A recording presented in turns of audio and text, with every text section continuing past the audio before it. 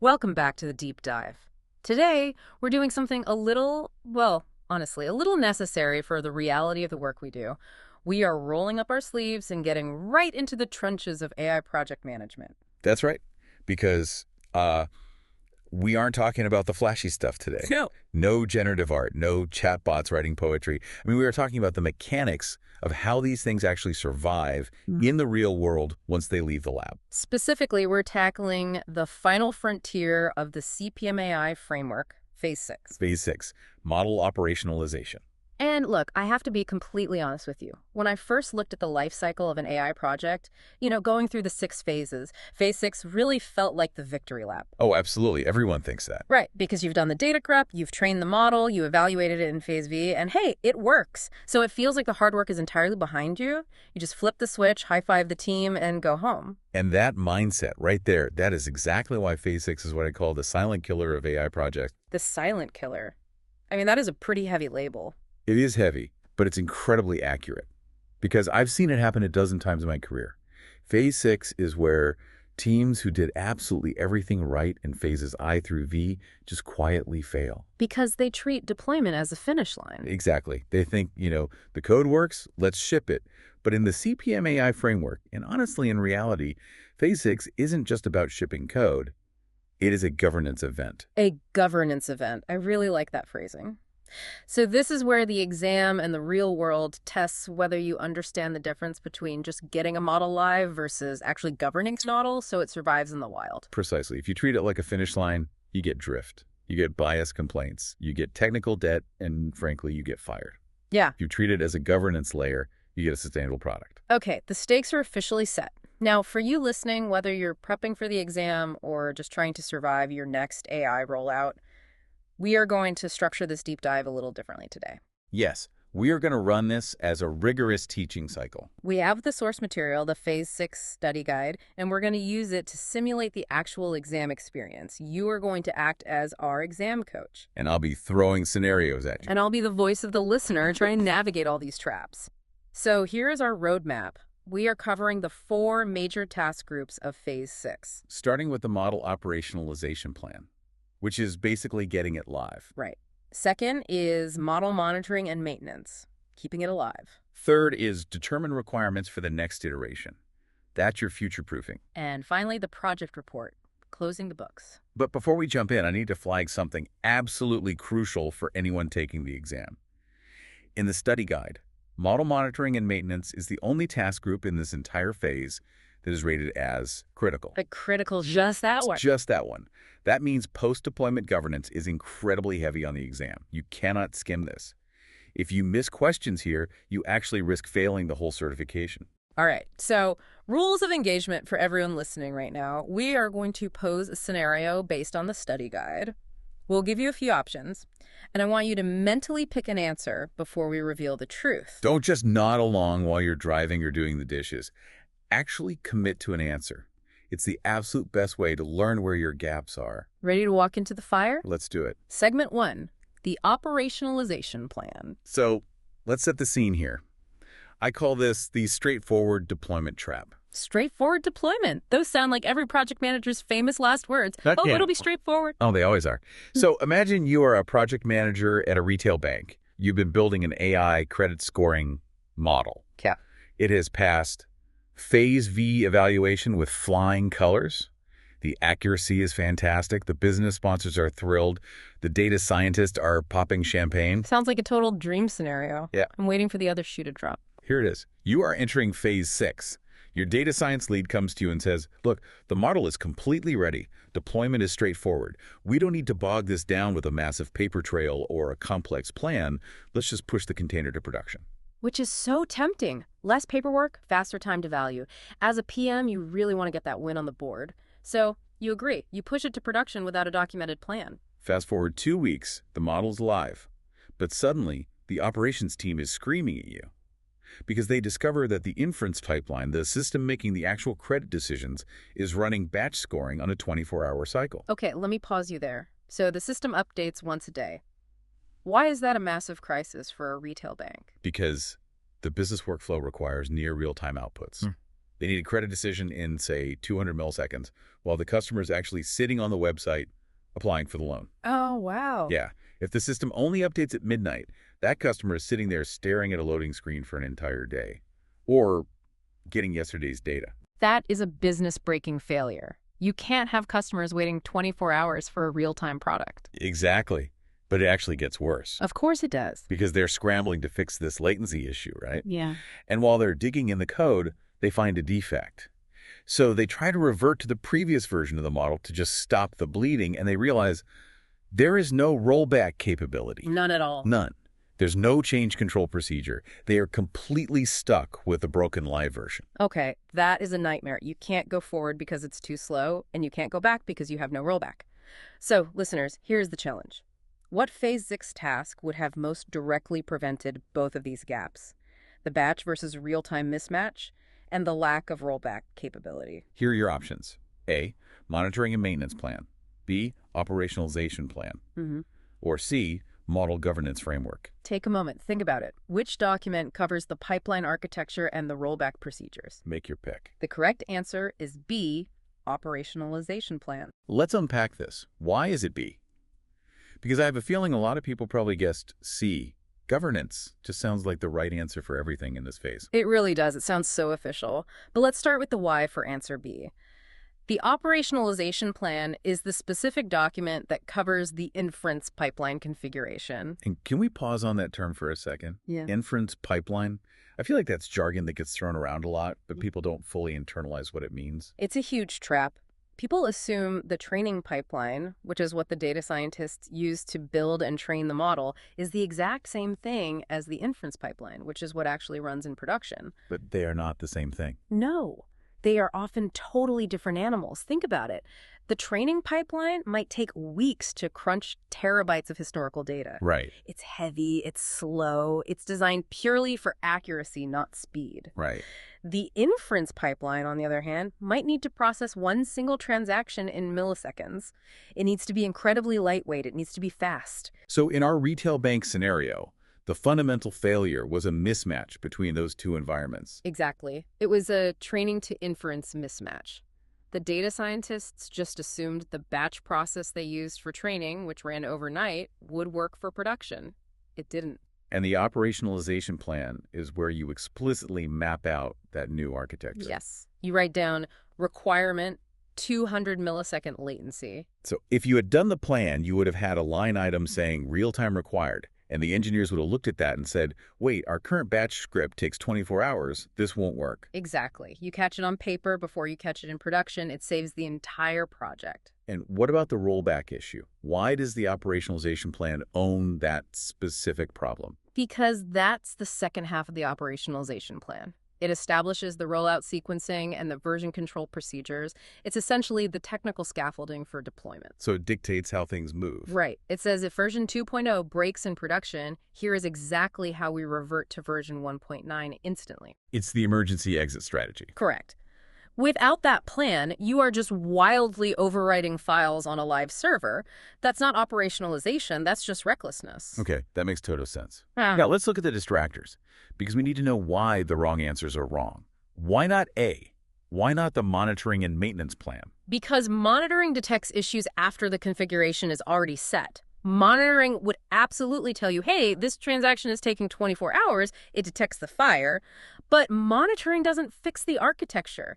You cannot monitor your way out of a bad structural design. You need to build the house correctly before you install the smoke detector. Exactly. Beautiful way to put it. And what about C, the model governance framework?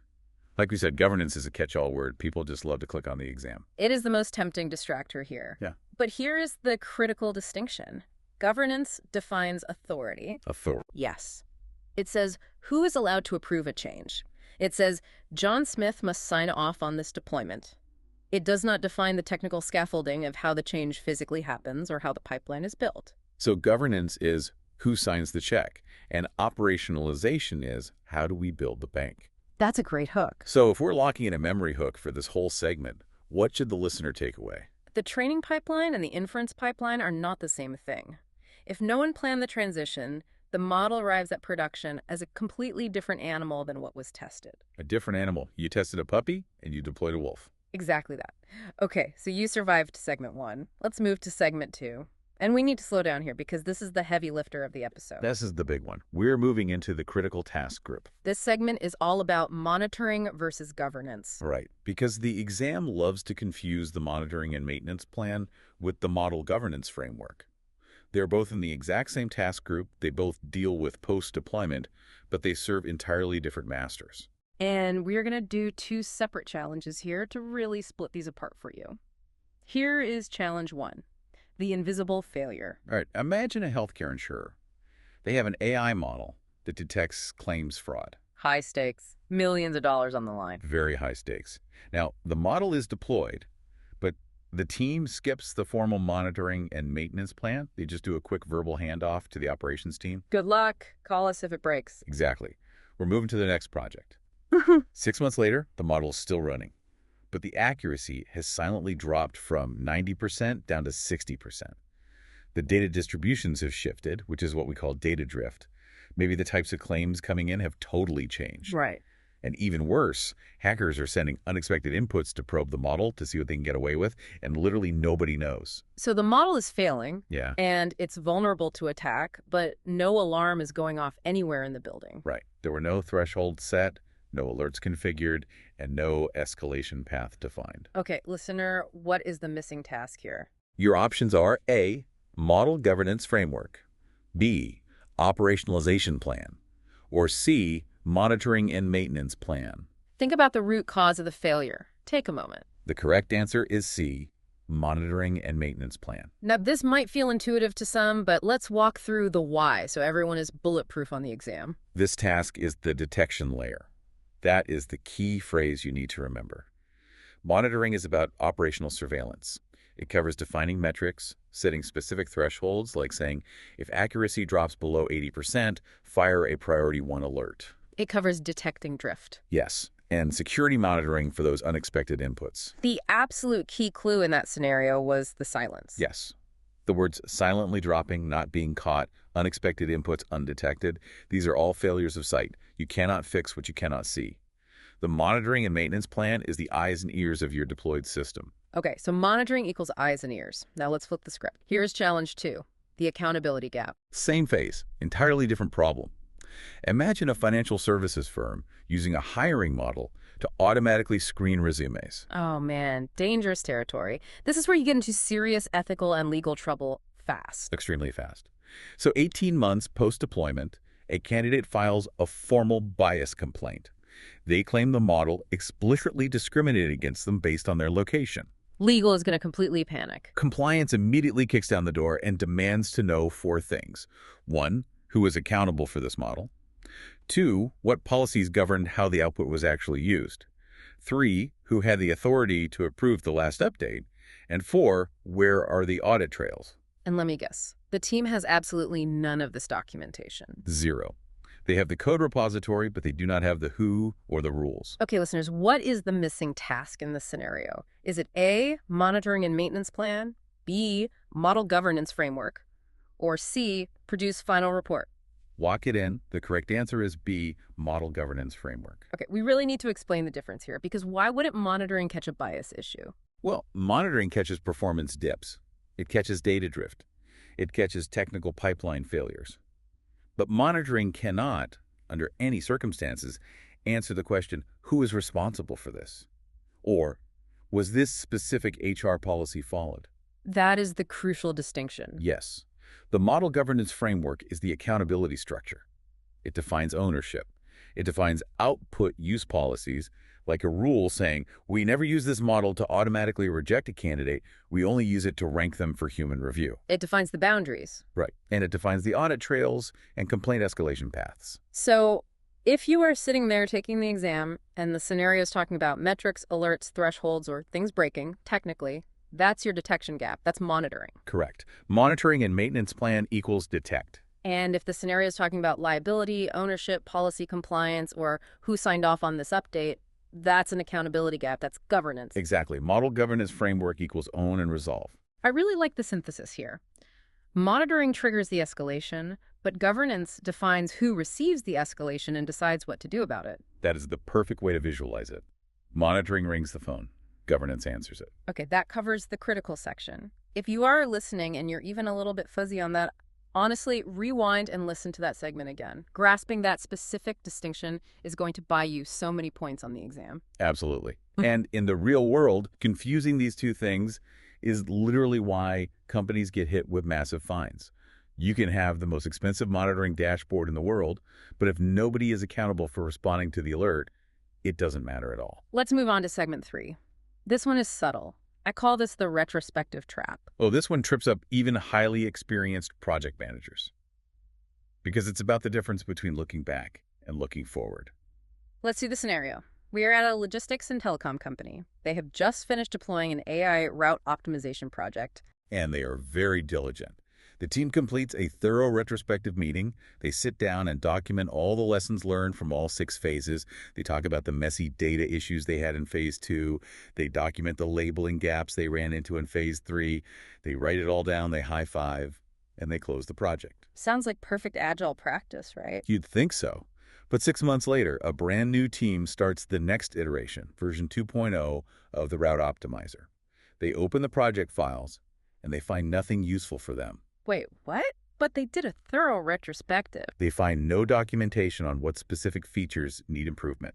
They find no list of new data sources that were identified while the model was running in production, and they find absolutely no record of how business priorities might have changed in the last 6 months. So they have a giant list of lessons learned, but no actual requirements for the new build. Exactly. So for the listeners, what specific phase of a task was skipped? A, review project, or B, determine next steps? Be careful with this one. It is very subtle. Take a second.